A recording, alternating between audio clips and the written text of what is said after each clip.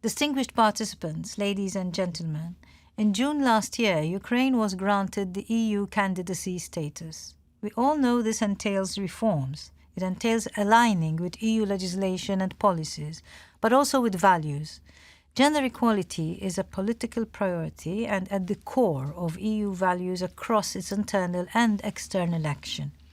We are convinced that women's leadership and contributions are critical everywhere, whether we speak about the security and defense sector reforms, military operations, or about peace processes or political negotiations. Gender equality is a necessity for stability and security. This is what drove the adoption of the Security Council Resolution 1325 more than 2 decades ago, and much has happened since then. Gender equality experts, governments, many leading politicians, and women's civil society organizations have been tirelessly driving this agenda. Ukraine is one of the great examples of this. In the midst of war, Ukraine ratified the Istanbul Convention and adopted an updated National Action Plan for the implementation of the UN Security Council Resolution 1325. Today I propose 3 ways to advance your commitment to women, peace and security.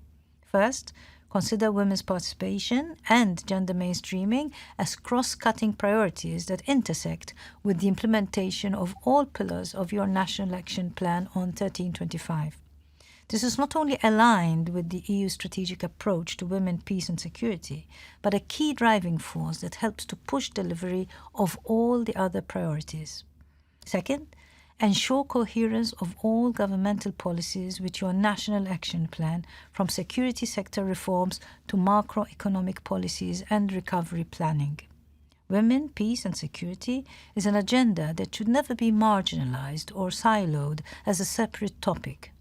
Gender-responsive reforms are needed in all sectors, not least in those that work on security and defense.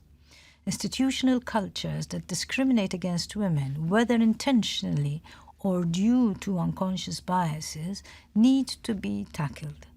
Harassment at workplaces, root causes for gender inequality, and different stereotypes that limit women's roles, participation, and leadership in defense and security sectors need to be urgently addressed. Third, all of those actions should be backed by political commitments and resources. We know this is a challenge even in countries that are not living in a war economy. Yet, this is the part that ensures commitments do not remain only as words on paper. I thank you.